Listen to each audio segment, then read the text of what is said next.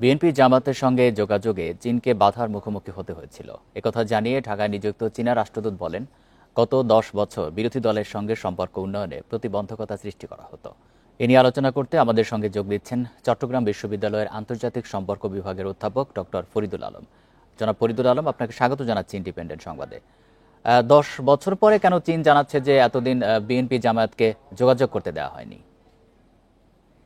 আপনাকে ধন্যবাদ জানাচ্ছি। 10 বছর পর জানানোর বিষয়টা যেটি বলা হলো, এটি চীনের রাষ্ট্র দূত কথাটি বললেন।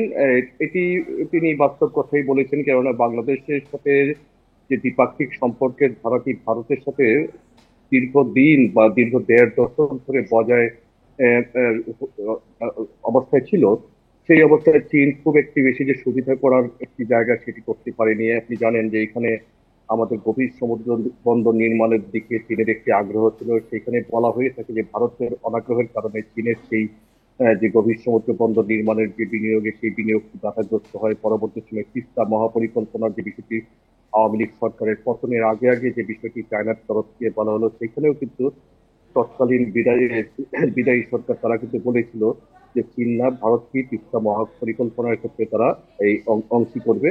আমরা এই সরকার পরিবর্তনের পরে বর্তমান যে অন্তর্বর্তী সরকারের যে নীতি, সেইখানে আমরা যদি দেখতে পাচ্ছি চীনের আগ্রহকে তারা খুব গুরুত্ব সহকারে দেখছে, এবং তিস্তা মহাপরিকল্পনার ক্ষেত্রে তারা চীনের যে বিনিয়োগের যে আগ্রহ, সেই আগ্রহটিকে তারা বাংলাদেশের জন্য কতটা ফিজিবল সেটি তারা খুব গুরুত্বের সাথে দেখছে। এবং চীনও খুব আগ্রহ প্রকাশ করছে যে এই জায়গাটিতে যেন তারা আসতে পারে, এবং তারা মনে করে যে তো রাজনৈতিক এক্ষেত্রে আপনি দলগুলোর সাথে যেটি যদি এক বলছিলেন, ধরনের চীন তো বলছে যে তারা এখনো তিস্তা এটি নিয়ে আগ্রহী, কিন্তু বাংলাদেশ কেন প্রস্তাব দিচ্ছে না? বাংলাদেশ প্রস্তাব, অফিসিয়াল প্রস্তাবটি এখনো বাংলাদেশের দিক থেকে দেওয়া হয়ে ওঠেনি, কিন্তু আমরা একটু দেখি গত কিছুদিন আগেও কিন্তু বাংলাদেশ সরকারের একজন উপদেষ্টা, যিনি পরিবেশ এবং বন মন্ত্রণালয়ের দায়িত্বে নিয়োজিত আছেন, তিনি রংপুরের বেগম রোকেয়া বিশ্ববিদ্যালয়ের একটি অনুষ্ঠানে কিন্তু বলেছেন যে তিস্তা মহাপরিকল্পনাটি আগামী জানুয়ারি 2026 সাল থেকে কাজ শুরু হবে, এবং এটি বাংলাদেশ এবং চীন যৌথভাবে এটি বিনিয়োগ করবে। এবং আমরা এটাও জানি, মাননীয় প্রধান উপদেষ্টা কয়েক মাস আগে যখন চীন সফরে গিয়েছিলেন, তখনও চীনের যে সরকারি পক্ষের সাথে বাংলাদেশের সরকারি পক্ষে আলোচনা, যেটি বাইলেটারাল ডিসকাশনে এই বিষয়টি উঠে এসেছে। এবং আমরা যেটি মনে করতে পারি যে দুই পক্ষের মধ্যে একটি নীতিগতভাবে তারা একটি সম্মতিতে পৌঁছেছে যে তিস্তা মহাপরিকল্পনা দুইটি পক্ষ থেকে যৌথভাবে সম্পন্ন করতে পারে। এখন তারা বলেছে ডিকেবের যে আলোচনায় চীনের রাষ্ট্রদূত যে কথাটি বলেছেন, সেটি বাস্তব কথাই বলেছেন, যে অফিসিয়াল কোনো ধরনের প্রস্তাব অফিসিয়াল ছাড়া তো ভাবে তারা তারা সেটি এখনো করতে এখনো পারবে না। এখনো বাংলাদেশ থেকে সেই প্রস্তাবটা যায়নি। আরেকটি বিষয় একটু জানতে চাই যে বাংলাদেশ চীন এবং পাকিস্তানের সঙ্গে কূটনৈতিক সম্পর্ক বাড়াচ্ছে কিনা? বাংলাদেশ চীন এবং পাকিস্তানের সাথে কূটনৈতিক সম্পর্ক বাড়াতে চাইছে, এটি তো আমরা দেখতেই পাচ্ছি গত কয়েক মাস সময় ধরে।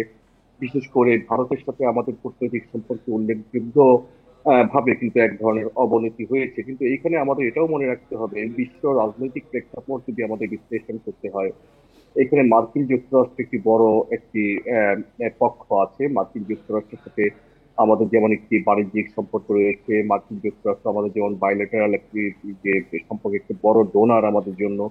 সেইখানে চায়নার সাথে বাংলাদেশ সরকার যদি সম্পর্কটি মেনটেন করতে চায়, যুক্তরাষ্ট্রের দৃষ্টিভঙ্গি কি হবে? পাকিস্তানের সম্পর্কটি যদি বাংলাদেশ বা পাকিস্তানের সাথে রক্ষা করতে চায়, ভারত কি ভাববে? আবার অন্যদিকে ভারতের সাথে মার্কিন যুক্তরাষ্ট্রের দীর্ঘদিনের একটি কৌশলগত সম্পর্ক রয়েছে।